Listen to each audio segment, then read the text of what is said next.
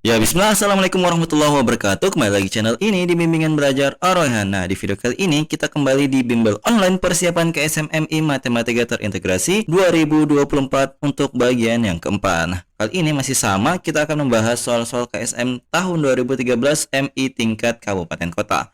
Nah, kemarin kita kan sudah bahas untuk soal nomor 14. Nah, kali ini kita akan mulai membahas dari soal nomor 15. Yuk kita mulai dengan membaca soalnya bersama-sama. Tuti, Ani, dan Irma adalah putri dari Ibu Sri, diurutkan dari yang tertua. Diketahui selisih usia Tuti dan Ani adalah 1 tahun, demikian pula dengan selisih usia Ani dengan Irma adalah 1 tahun. Jika hasil penjumlahan usia ketiganya adalah 24, usia Tuti adalah titik-titik tahun. Nah, untuk menyelesaikan soal ini tentunya kalian harus memisalkan terlebih dahulu nama-nama yang ada di soal cerita ini dengan sebuah huruf atau variabel. Jadi, agar lebih mudahnya, Tuti kita misalkan sebagai T saja, kemudian Ani adalah A, kemudian Irma adalah I. Nah, langkah selanjutnya kita baca yang tertua itu adalah Tuti. Jadi yang tua itu diurutkan dari atas ke bawah. Jadi dari atas ke bawah. Nah, kemudian dikatakan di sini usia Tuti dikurang Ani, jadi kan selisih ya. Arti dari selisih itu dikurangkan. Tuti dikurangkan dengan Ani, itu adalah 1 tahun, berarti angka 1 hasilnya. Nah, kemudian dikatakan selanjutnya adalah selisih usia Ani, jadi Ani dikurangi dengan Irma, itu juga ternyata adalah 1 tahun. Coba dibaca di sini, maka di sini hasilnya adalah 1. Nah, kemudian apa yang ditanyakan di sini?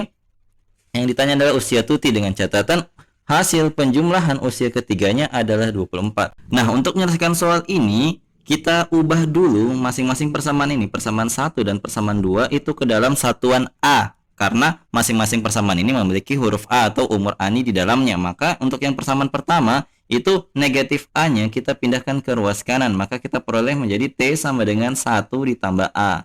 Paham ya? Nah, kemudian untuk persamaan 2, ini kita pindahkan yang mana yang kita mau pindahkan, yang kita pindahkan yang negatif I agar lebih mudah. Jadi di sini kita pindahkan jadi A sama dengan 1 ditambah dengan I. Atau ininya juga lagi kita pindahkan. Satunya kita pindahkan ke kiri agar tersisa hanyalah I-nya saja. Jadi I sama dengan otomatis satunya berubah ya dari positif jadi negatif. Maka kita peroleh I sama dengan A dikurang dengan 1. Nah, setelah kita memperoleh nilai dari masing-masing umur Tuti dan umur Irma dalam Ani, maka kita sudah siap untuk memperoleh nilai Ani. Bagaimana caranya? Coba kita gunakan ini. Hasil penjumlahan dari ketiga umurnya adalah 24. Maka di sini kita ketahui Tuti ditambah dengan Ani ditambah dengan Irma itu hasilnya sudah pasti adalah 24. Nah, kita substitusi nilai-nilai yang tadi ini Tuti dengan si Irma ke dalam persamaan ini. Jadi Tuti tadi adalah 1 ditambah dengan A. Kemudian untuk A itu sendiri kita tinggal tuliskan kembali. Untuk yang Irma ini kita masukkan Irma itu sama dengan A kurang 1. Berarti di sini A kurang 1 sama dengan 24. Nah, di sini kalian perhatikan ya, ada positif 1 dengan negatif 1, maka otomatis akan saling menghabisi. Yang tersisa adalah A tambah A tambah A, karena ada 3A-nya, maka hasilnya adalah 3A. Itu sama dengan 24. Otomatis dapat A sama dengan 24/3 atau sama dengan 8 tahun. Nah, ketika kita sudah mendapatkan umur si Ani adalah 8 tahun, maka umur si Tuti itu sangat mudah. Tuti kurang A, tadi katanya adalah 1, maka Tuti dikurang 8 itu sama dengan 1. Otomatis Tutinya sama dengan 1 ditambah dengan 8, karena negatif 8 pindah ke ruas kanan. Maka kita peroleh umur si Tuti adalah 9 tahun. Ya, sangat mudah ya. Semoga kalian pahami bagaimana proses dari persamaan linear satu variabel yang tersirat dari soal cerita ini. Oke? Semoga kalian paham. Kalau misalkan ada yang kurang dipahami, jangan malu-malu untuk komen di bawah ya. Oke, kita lanjut ke soal berikutnya. Nah, kita lanjut ke soal nomor 16. Yuk kita baca dulu soalnya bersama-sama. Iwan, Tuti, dan Budi memiliki sejumlah permen dengan perbandingan 7:5:3. Iwan memberikan 8 buah permennya kepada Budi. Sekarang setiap anak memiliki permen dalam jumlah yang sama. Banyak permen yang dimiliki Budi sekarang adalah titik-titik buah. Nah, di sini kita harus menuliskan dulu apa saja yang diketahui dari soal ini. Jadi di sini ada perbandingan ya, perbandingan dari masing-masing permen si milik Iwan, Tuti, dan juga Budi. Jadi masing-masing kita inisialkan sebagai nama huruf depan mereka masing-masing ya. Nah, perbandingan ini kan 7:5/3. Ingat kalau misalkan perbandingan seperti ini, cara mudahnya itu kita masukkan huruf variabel di samping perbandingan angka-angkanya ini. Jadi misalkan di sini kan ada 7, 5, 3. Jadi kita selipkan ada 7x misalkan, baru ada 5x, dan juga terakhir adalah 3x. Jadi artinya masing-masing 7, 5, dan 3 ini nanti dikalikan sebuah bilangan yang akan menandakan jumlah permen masing-masing dari mereka. Nah, kita akan mencari tahu x-nya itu berapa dengan cara seperti ini. Jadi di sini dikatakan si Iwan itu memberikan 8 buah permennya. Jadi si Iwan ini akan dikurangi 8. Kemudian otomatis nilai permennya itu bakal sama dengan miliknya si Budi, dengan catatan Budi akan mendapatkan 8 permen dari Iwan. Ini dari mana? Dari kata ini, jumlah yang sama ketika transaksinya telah terjadi. Jadi 8 permen sudah berpindah dari Iwan ke miliknya si Budi gitu ya. Nah, I dan B ini akan kita ganti dengan variabel yang ini dari perbandingannya masing-masing. Kita perhatikan I itu kan sini 7 ya, maka kita ganti dengan 7x. Berarti sini kita tuliskan 7x kurang 8. Nah, kemudian si Budi ini kan yang ini B ya, perbandingannya adalah 3. Berarti kita masukkan, kita ganti menjadi 3x. Berarti 3x ditambah 8. Kita selesaikan seperti biasa. Kita pindahkan yang x-nya ke ruas kiri menjadi pengurang, berarti 7x kurang 3x. Kemudian negatif 8-nya ke ruas kanan menjadi tambah, berarti sama dengan 8 tambah 8. 7 kurang 3 adalah 4, jadi 4x sama dengan 16. Kita dapat nilai x-nya berapa ya? Karena 4x sama dengan 16, berarti x-nya adalah 16 per 4 atau sama dengan 4. Nah, kalau sudah seperti ini, sudah kita tahu nih berapa nilai permen dari si Budi yang ditanyakan di soal ini. Karena sekarang banyaknya permen milik Budi adalah yang ini. Kita tuliskan kembali B tambah 8. Berarti di sini kan B-nya tadi 3x ya, 3x tambah 8. Kita ganti deh nilainya. Jadi 3 dikali 4 ditambah dengan 8. Jadinya adalah 12 tambah 8. Otomatis hasilnya adalah 20 permen. Jadi inilah jawaban dari soal nomor 16 ini. Kalau misalkan ada yang kalian kurang pahami, jangan malu-malu untuk komentar di bawah ya. Yuk kita lanjut ke soal berikutnya. Nah, kita lanjut ke soal nomor 17. Yuk kita baca dulu yuk soalnya bersama-sama. Sebuah kamar jika dipasangi 70 buah ubin akan tersisa 0,8 meter persegi. Sedangkan jika dipasang 20 ubin akan tersisa 8,8 meter persegi. Luas kamar tersebut adalah titik-titik meter persegi. Nah, untuk menyelesaikan soal ini tentunya kita harus memisalkan dulu luas dari satu ubin itu adalah nilainya X. Nah, kemudian kita maknai kalimat demi kalimat yang ada di soal ini. Dikatakan di kalimat pertama ada 70 ubin yang akan dipasang. Berarti ada 70x ya. Kemudian akan tersisa 0,8 meter persegi. Jadi ini artinya apa? Ini artinya masih ada 0,8 yang akan dijumlahkan nantinya dengan 70x. Artinya 70 kali ubin yang ada di kamar tersebut. Nah, di sini nilainya itu akan sama dengan pernyataan kedua di kalimat kedua, yaitu 20 ubin berarti 20x, kemudian akan tersisa 8,8 berarti akan ditambah dengan 8,8. Seperti ini. Jadi ini adalah kalimat matematika dari soal ini. Nah, karena luas kamarnya tentunya sama, maka muncul sama dengan di antara mereka ini. Nah, kita tinggal pindahkan aja, nanti akan kita peroleh nilai X yang memenuhi. Jadi untuk mengerjakannya kita tinggal pindahkan 20x-nya kita pindahkan ke ruas kiri, sedangkan 0,8-nya kita pindahkan ke ruas kanan. Sehingga kita tuliskan 70x kurang 20x karena dari positif jadi negatif karena berpindah ruas ya.